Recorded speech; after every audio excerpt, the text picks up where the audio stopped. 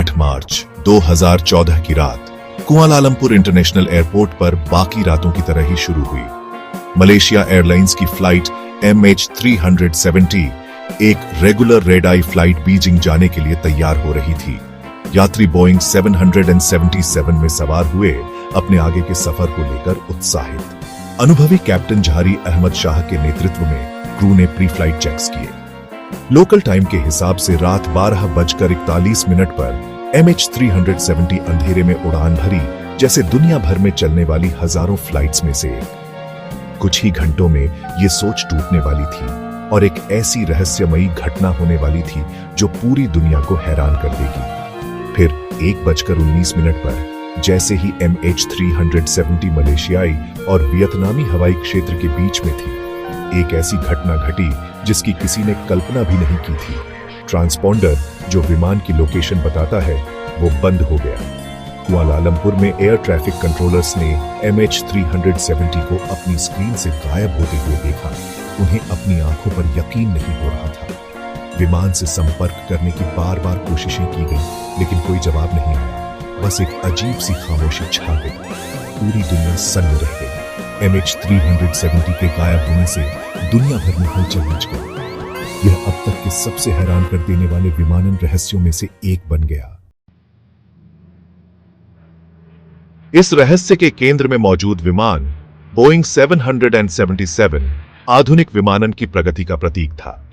अपनी विश्वसनीयता के लिए जाना जाने वाला 777 का एक बेहतरीन सुरक्षा रिकॉर्ड था, जिसने इसे आसमान के एक भरोसेमंद विमान के रूप में प्रतिष्ठा दिलाई थी। MH370 एक 777-200 ER वेरिएंट अपेक्षाकृत नया था, जिसे 2002 में मलेशिया एयरलाइंस को दिया गया था। इसका मेंटेनेंस रिकॉर्ड बहुत अच्छा था। नियमित जांच होती रहती थी और कड़े सुरक्षा मानकों का पालन किया जाता था। यह विशेष 777 अत्याधुनिक तकनीक से लैस था, जिसमें ट्रांसपॉन्डर ACARS नामक एक संचार प्रणाली और एक फ्लाइट डेटा रिकॉर्डर शामिल था, जो अत्यधिक प्रभावों का सामना करने के लिए डिजाइन किया गया था। एक तकनीकी रूप से उन्नत विमान, जिसका रखरखाव और संचालन एक प्रतिष्ठित एयरलाइन द्वारा किया जाता है, कैसे गायब हो सकता है? MH370 के लापता होने ने विमानन सुरक्षा की धारणा को ही चुनौती दी। दुनिया ने देखा कि कैसे जांचकर्ताओं ने इस पहेली को सुलझाने की कोशिश की, इस उम्मीद में कि 777 के परिष्कृत सिस्टम इस रहस्य को उजागर करने की कुंजी रखते हैं। MH370 के क्रू का नेतृत्व कैप्टन झारी अहमद शाह कर रहे थे, जो एक अनुभवी पायलट थे और जिन्होंने 18,000 घंटे से ज्यादा उड़ान भरी थी। कैप्टन शाह, जिन्हें उनके सहयोगियों ने एक कुशल पेशेवर और समर्पित एविएटर बताया, 1981 में मलेशिया एयरलाइंस में शामिल हुए थे। विमानन समुदाय में उनका बहुत सम्मान था और वे बोइंग 777 में अपनी विशेषज्ञता के लिए जाने जाते थे। उनके first officer Fariq Abdul Hamid Malaysia Airlines में एक उभरता हुआ सितारा थे।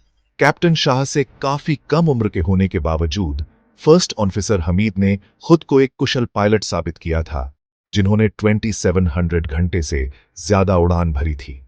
दोनों पायलटों ने कठोर प्रशिक्षण और नियमित सिम्युलेटर मूल्यांकन लिया था और लगातार प्रदर्शन मानकों को पार किया था।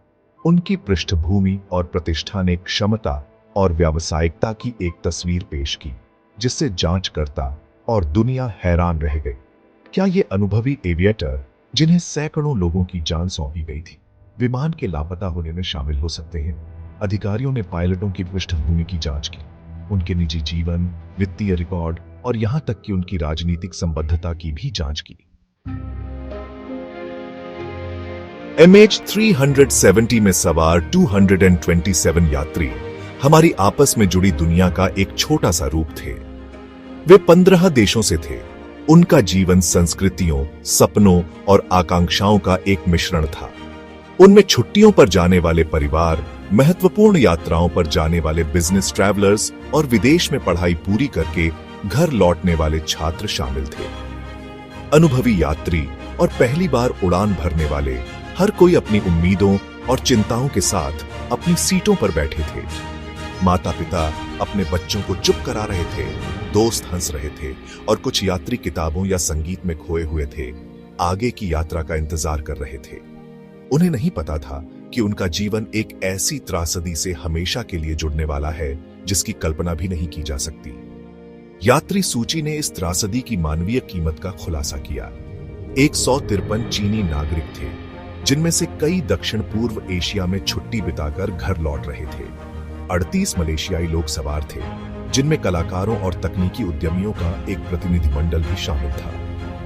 MH370 का लापता होना भू राजनीतिक सीमाओं से परे था, जिसने दुनिया भर के लोगों को दुख और जवाबों की साझा खोज में एकजुट किया।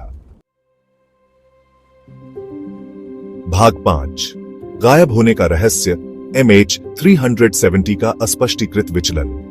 MH370 का ट्रांसपॉन्डर बंद होने के बाद की घटनाएं एक थ्रिलर फिल्म के दृश्य की तरह सामने आईं। विचलन और रेडियो साइलेंस का एक चौंका देने वाला क्रम, जिसने रहस्य को और गहरा कर दिया। बीजिंग की ओर अपने नियोजित उड़ान पथ पर जारी रहने के बजाय बोइंग 777 अपने रास्ते से तेजी से भटक गया, पश्चिम की ओर मुड़ गया और नागरिक रडार कवरेज से गायब हो गया। सैन्य रडार डेटा ने बाद में खुलासा किया कि MH370 मलय प्रायद्वीप के ऊपर से उड़ा, फिर हिंद महासागर के ऊपर दक्षिण की ओर बढ़ता रहा। रूट में यह जानबूझकर किया गया बदलाव ट्रांसपॉन्डर और ACR सिस्टम के बंद होने के साथ दृढ़ता से सुझाव देता है कि कॉकपिट में कोई जानबूझकर विमान को रास्ते से हटा रहा था।